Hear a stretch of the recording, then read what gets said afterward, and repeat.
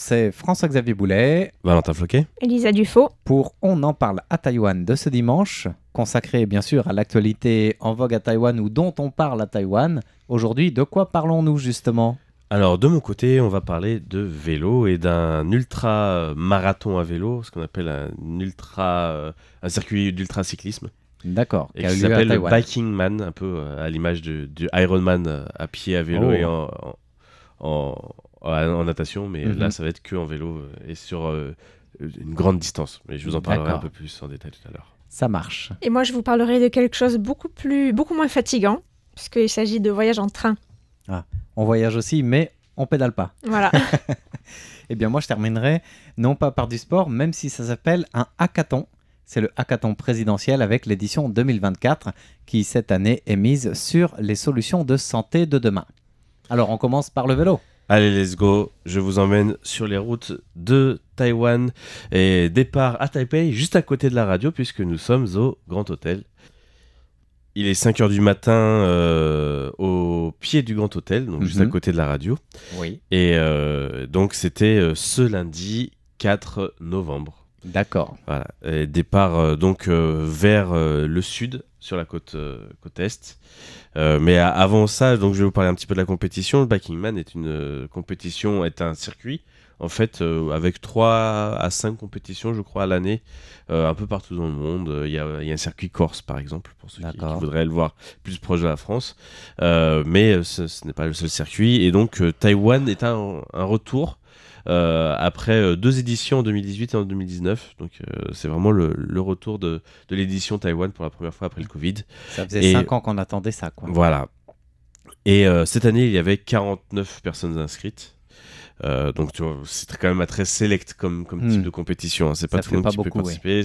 49 personnes seulement pour faire donc 1140 km en tout. D'accord. En combien de temps ? En maximum 120 heures. D'accord. Du coup, les critères de sélection font qu'on est obligé de faire quoi comme chrono pour pouvoir être prétendant à la course ? Alors, je pense que vu le circuit quand même assez restreint et un peu le format de la compétition qui est assez entre gens du milieu, ils n'ont pas vraiment besoin de restreindre, il n'y a pas vraiment de temps de qualification ou quoi que ce soit, parce que déjà, il faut avoir envie de se faire 1140 km en moins de 5 jours. L'autre chose, c'est que en plus des 1140 km, il y a 22 000 mètres de dénivelé positif. Ah oui. Ça fait toute la boucle de Taïwan quasiment. Voilà, alors c'est pas vraiment la boucle parce qu'en général on va passer plus par les côtes pour une vraie boucle. Oui. Cette fois-ci c'est une boucle, donc là je vais vous parler un petit peu plus du trajet. Il y a 3 checkpoints plus la ligne d'arrivée. Et donc le premier checkpoint, pour l'atteindre, ils sont partis donc en longeant la rivière Keelung, pour ceux qui connaissent un peu Taipei. Ils sont arrivés jusqu'à Nangang, ils sont partis vers le sud, passés par Sheding, la route 9, assez connue, qui passe à travers les montagnes. Avec toutes les routes en lacets, etc. Et qui repart de l'autre côté vers Ilan. Et ils ont longé Ilan et après ils ont longé toute la côte est jusqu'au sud. Et le premier checkpoint arrive après 270 km un peu au sud de Hualien. Alors en fait, à la frontière entre Hualien et Taidong. Le comté de Hualien et le comté de Taidong. Ok, et au niveau du checkpoint, du coup, les chronos s'arrêtent, ils se reposent, ça dépend des gens. En fait, c'est un hôtel, là, en l'occurrence. Donc, les plus lents vont passer la nuit dedans. D'accord. Les plus rapides, ils avaient déjà avalé ça en à peu près 10 heures. Parce que là, en plus, c'est vraiment quasiment que de la route plate, selon ce genre de coureurs qui font vraiment des performances ahurissantes. En fait, pour eux, de la montée en dessous de 15%, c'est pas de la montée, quoi. Alors qu'il fallait quand même avaler la montagne. Il y avait quand même déjà la montagne d'Ilan, quoi. Mais pour eux, la montagne d'Ilan, c'est une petite côte. D'accord. C'est pour dire le niveau, quoi, des coureurs. Après, c'est des rythmes très différents. On n'est pas non plus sur des circuits type Tour de France avec des étapes, etc. Où là, il faut vraiment tout faire d'un coup le plus vite possible, quoi. On peut rouler pendant la nuit, etc. D'accord. Donc c'est chacun qui fait sa propre stratégie. En termes de sommeil, de repos, de repas, etc. Okay. Chacun se débrouille aussi pour... vu que c'est aussi une des spécificités de la compétition, c'est que c'est sur route ouverte. Oui. Donc chacun aussi se débrouille pour se nourrir. Il n'y a pas de ravitaillement, etc. Même s'il y avait des gens de temps en temps qui donnaient des petites bouteilles comme ils le font à Taïwan en général. Et du coup, c'est au milieu de la circulation qui n'est pas réglementée donc, pendant non plus la course. La chance, c'est quand même que déjà sur la côte Est, il y a quasiment que de la piste cyclable ou des choses assez protégées, ou des routes pas trop empruntées. Ouais. Et donc, ils ont continué jusqu'à Taidong. Et après, tout au sud de Taidong, avant d'arriver à Pindong, ils ont tourné à droite sur la route qui fait la connexion en fait entre... C'est la route transversale du sud. Voilà, Une c'est fois là. qu'ils sont à la pointe sud-est. Une route qui fait à peu près 10, 20, 30 km. Ouais. Je l'ai noté, mais j'ai marqué trop d'étapes, donc je sais plus où c'est. Et du coup, elle reprend cette route-là Voilà, vers la montagne pour remonter après. Voilà, elle repart ils sont repartis vers Phonglia à Pingdong. Hmm. Et là, à Phonglia, ils ont longé les montagnes, la fin de la chaîne de montagnes de Taïwan, en passant par tous les villages. Enfin, ils sont pas passés par les villages, mais en bas des villages autochtones, notamment Sandiman ou ce genre d'endroit. Et là, ils sont vraiment partis dans la montagne déjà. Et c'était le premier grand col à 1500 mètres d'altitude. D'accord, donc le premier grand dénivelé était que arrivé dans le sud en fait. Voilà. Et après ce grand col à 1500 mètres d'altitude, ils ont atteint donc après le deuxième checkpoint qui était au kilomètre 559. Voilà. Donc la moitié du parcours à peu près. À peu près. Voilà. On est à peu près à la moitié du parcours. Et là, c'est là que ça commence à devenir compliqué. Parce que en fait, c'est là où il commence à vraiment monter. Même si ce col était quand même assez compliqué, il y avait des montées extrêmement difficiles où même les pros sont montés à pied à certains endroits tellement c'était compliqué. Parce qu'ils disaient qu'ils ont des vélos tellement fins et leur poids à eux est tellement fin qu'avec l'humidité, ils n'arrivaient pas à adhérer à la route tellement la pente était... D'accord. Waouh. Donc ils ont monté à pied sur certains segments, quoi. je les ai rencontrés un petit peu avant l'enregistrement de l'émission et c'était voilà, je les entendais un peu commenter leurs difficultés. On peut dire aussi un petit anecdote, c'est que une chose dont ils se sont plus plaints, ce sont les feux rouges et le manque de synchronisation entre eux. D'accord. Parce que du coup, vu que la route n'est pas entièrement bloquée pour cette boucle, ils sont contraints des situations sur place, quoi. Alors certains, en off, ils disaient un petit peu aussi qu'ils respectaient pas forcément tous les feux rouges. Voilà. Sinon, c'était trop si on pouvait fatigant. Gagner 30 secondes, une minute par là. C'est même pas une question de temps, parce que comme c'est de l'ultra-marathon, c'est de l'ultra-endurance. Ça coupe, quoi. Ça coupe un peu, mais c'est surtout, voilà, c'est nerveusement, etc. C'est vraiment embêtant. Et donc voilà, juste pour le rouler, pour le confort, c'est quand même important de garder un certain rythme. Et du coup, après ce deuxième checkpoint, pour retourner vers Taipei, c'était aussi l'arrivée à l'hôtel Vientiane. Parce qu'après, il y a le troisième checkpoint qui est tout en haut. Ils montent jusqu'à Wuling. D'accord. Jusqu'à c'est la ferme. Ouais. À 3500... Taidong Taichung, pardon, la super municipalité. Nantou, non? C'est Nantou. C'est Nantou. Ok, avant de regagner. Non, mais c'est vrai qu'il y a... Peut-être... C'est pas loin. Oui, non, mais justement, pour monter, ils sont passés devant, par exemple, le lac du Soleil et de la Lune, et plein d'endroits comme ça. Pouli, quoi. Pour dire aussi, avant le deuxième checkpoint, ils sont passés par Maolin, un peu toutes ces montagnes, vraiment les terres autochtones aussi. Et donc, ils sont montés le lac du Soleil et de la Lune, et après, ils sont montés directement jusqu'à la ferme de Wuling. Il faut savoir qu'il y avait des petits endroits qui n'étaient pas des checkpoints, mais où il y avait des vérifications par image à faire, où il fallait envoyer des photos d'endroits pour dire qu'on avait bien été là et envoyer des photos. Et donc la ferme de Wuling, il fallait mettre la petite photo de ferme de Wuling et l'altitude du panneau pour justifier. Ouais, parce que du coup, ils peuvent pas avoir des commissaires de course non, pour parce que tous ces 49 le comité d'organisation, de ce que j'ai compris, c'est à peu près 5-6 personnes. Donc pour suivre 40 coureurs, c'est un peu compliqué. Oui. Voilà. Surtout que chacun a sa stratégie différente. 49, 49, oui. Et du coup, entre le premier et le dernier, il peut y avoir énormément d'heures d'écart aussi, ça. finalement. Là, on va en parler un petit peu plus après de ça. Mais donc, voilà. Donc après, ils remontent. Ils sont arrivés à Wuling.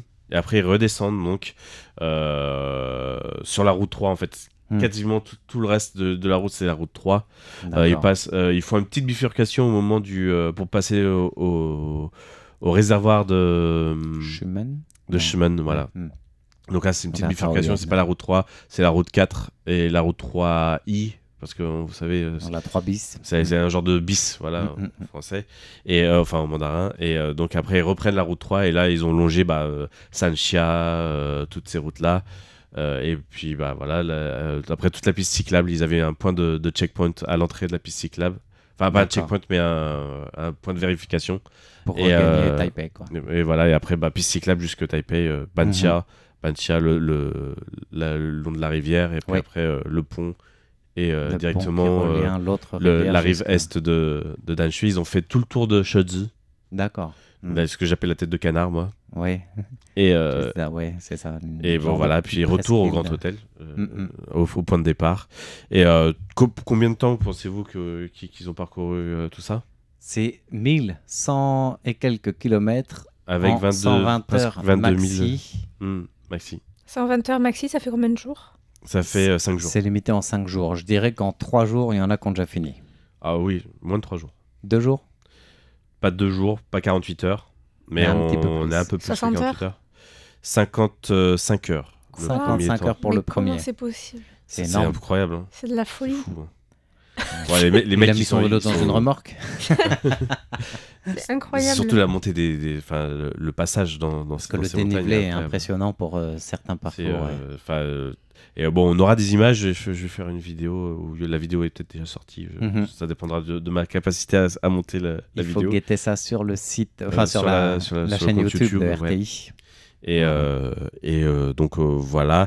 On avait dit aussi donc ah oui, il y a une chose aussi, un autre point assez important dans cette compétition, c'est les écarts de température. Ah oui. Qui sont assez violents et assez rapides. Surtout parce que cette semaine, on a eu pas mal d'écarts. Ils avaient annoncé, au moment où ils devraient passer vers Wulin, donc soit hier soir ou soit demain soir, qu'il y aurait un ressenti -6 à Wulin. Donc ça, c'est à l'heure où on enregistre l'émission, qui est déjà bien sûr finie, puisqu'ils ont tous là fini c'était les prévisions avant la compétition, les prévisions qui étaient annoncées avec -6 de ressenti à Wulin.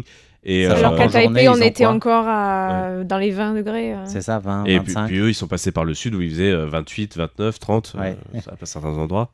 Donc c'est quoi? C'est un écart de 35 à 40 degrés, du pire au mieux, quoi. Voilà, et sachant qu'ils sont là pour être performants, donc ils ont très peu d'équipement sur eux. Ouais. Donc, pour des organismes, c'est en général, ils ont un duvet et 2-3 vêtements en plus juste d'une gourde ou un truc comme ça pour boire, quoi. Voilà. C'est tout. Voilà. Ah oui, et puis le GPS quand même pour pouvoir faire le suivi en direct des Mais du coup, ils sont suivis par des voitures de proches qui les accompagnent ou... Non. Ils sont... Mais il y a un suivi GPS par contre.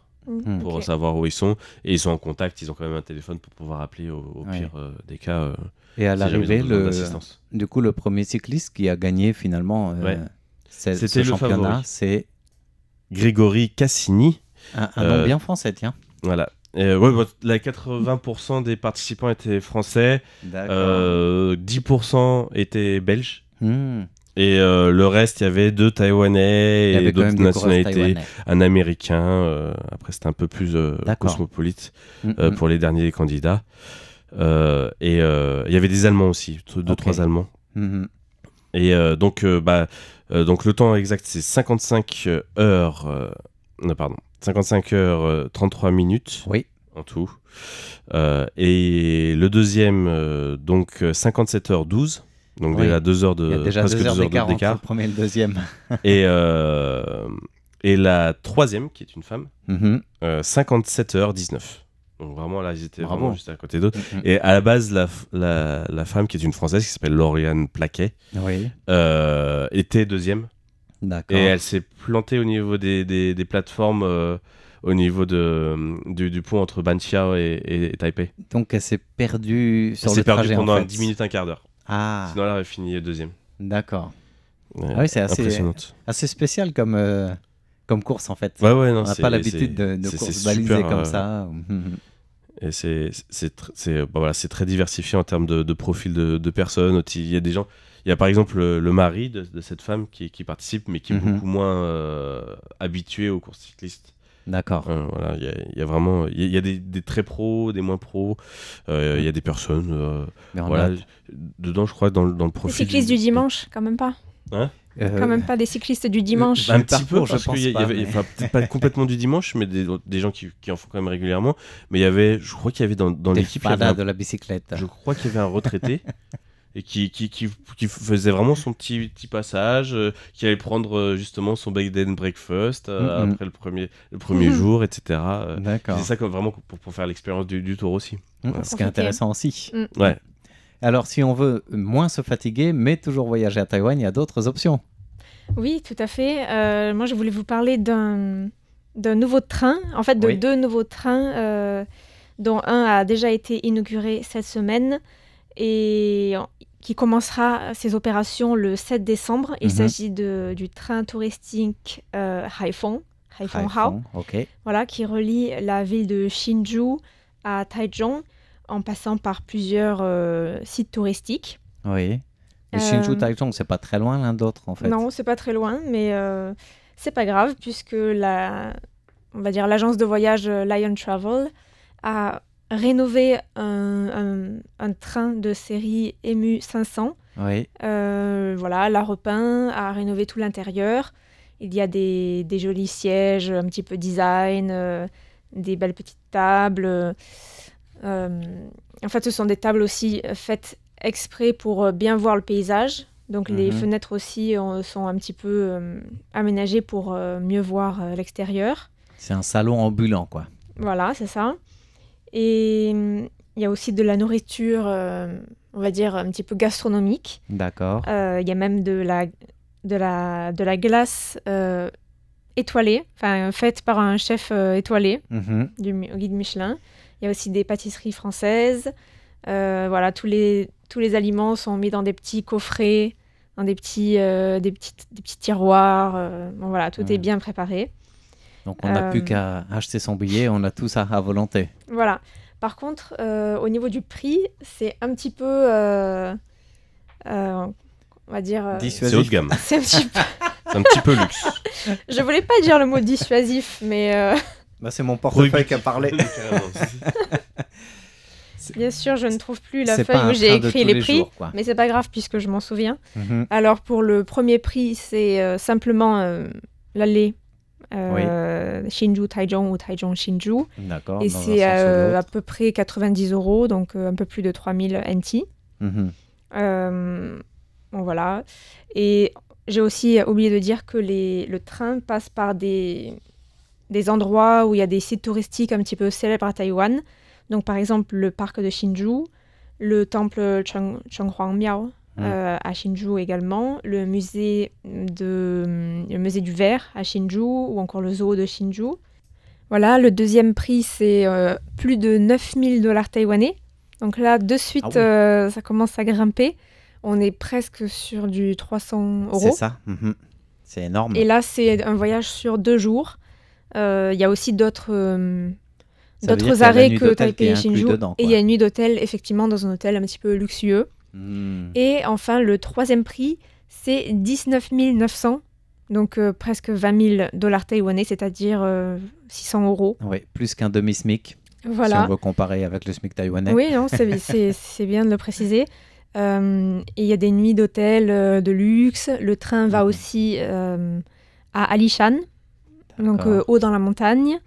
Et on peut aussi voyager avec son vélo. Donc par exemple, on peut choisir de faire un voyage à vélo de Hsinchu à Taichung et de revenir en train un petit peu luxueux de Taichung à Hsinchu pour se reposer après son voyage. Enfin voilà, il y a plein de petites attentions qui sont prévues comme ça.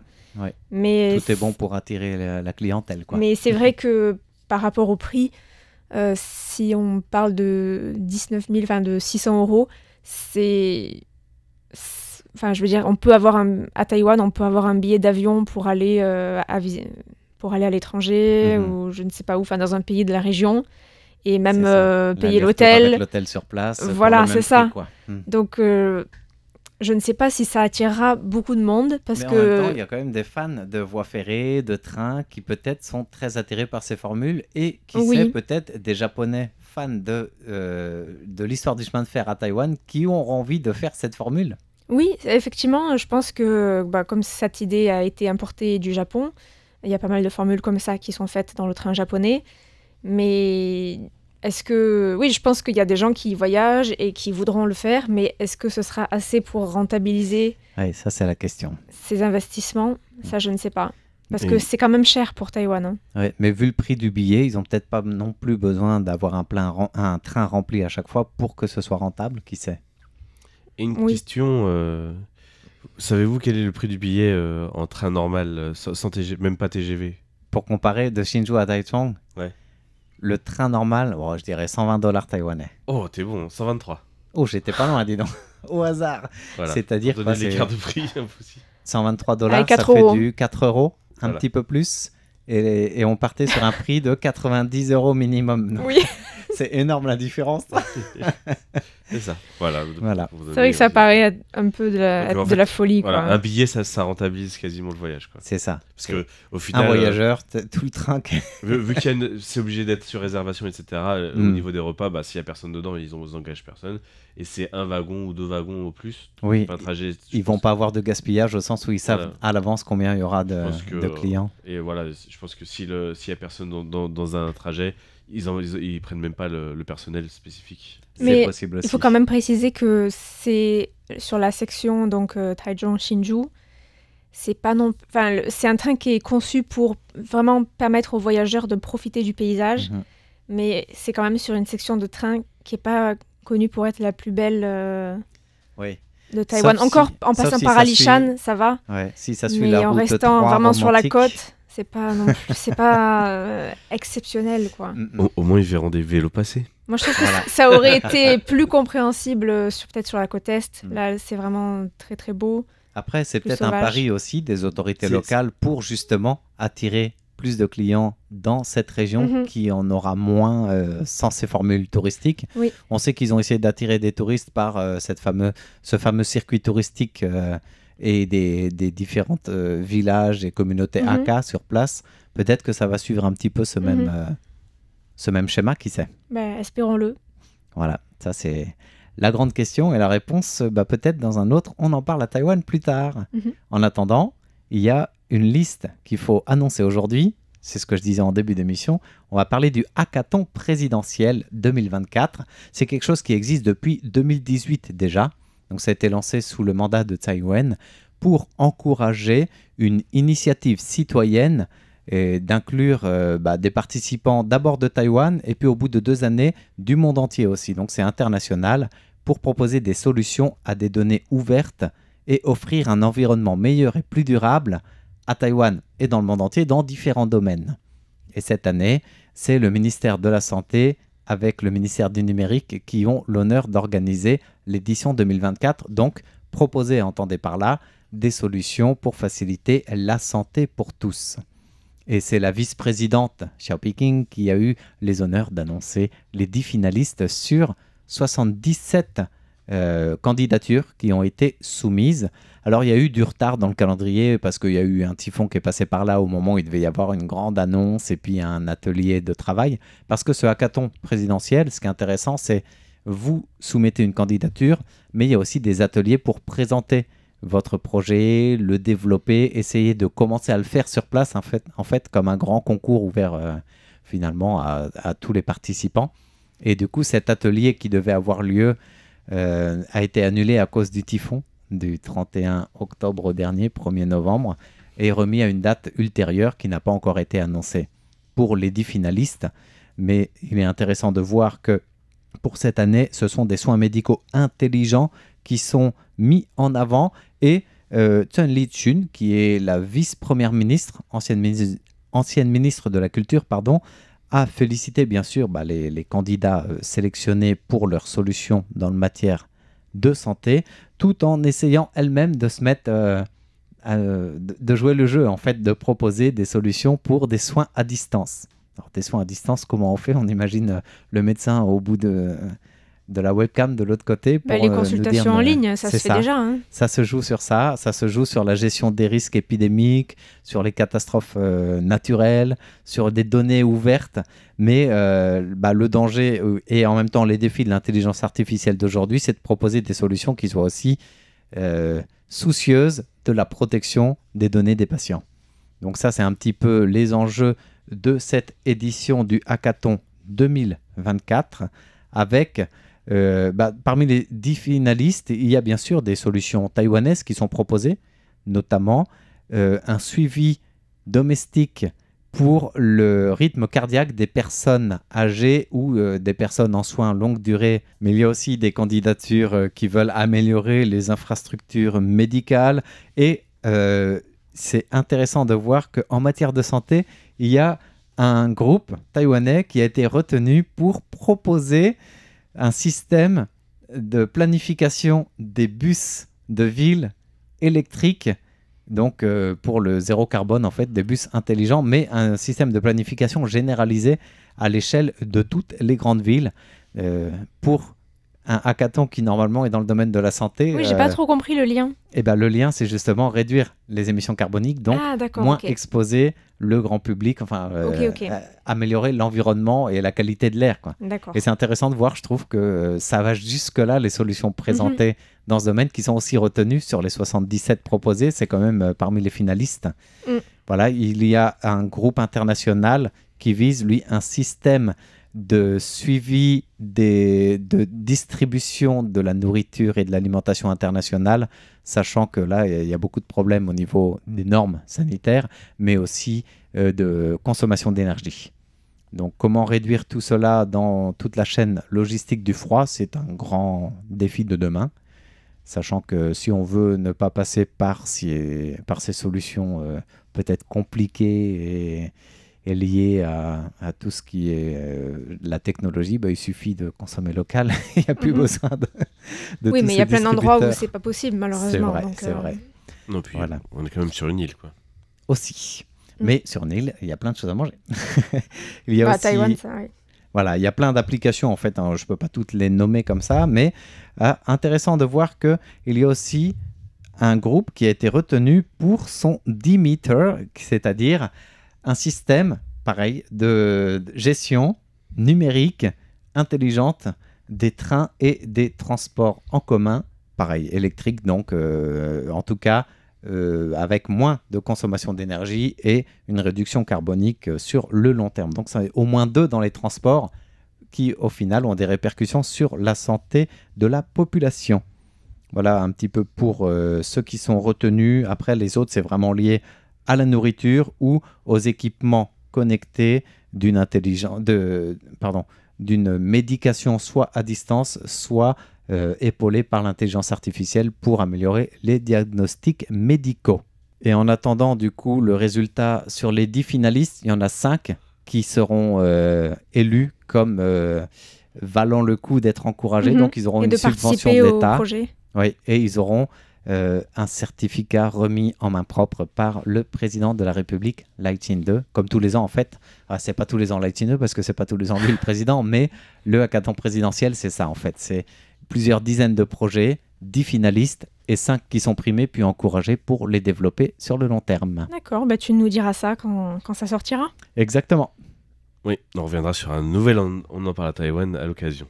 Voilà, en attendant, on vous souhaite une bonne fin d'écoute en compagnie de RTI. C'était On en parle à Taïwan, animé par Lisa Dufaux, Valentin Floquet et François-Xavier Boulet. Merci de votre écoute et bonne suite de programme en notre compagnie.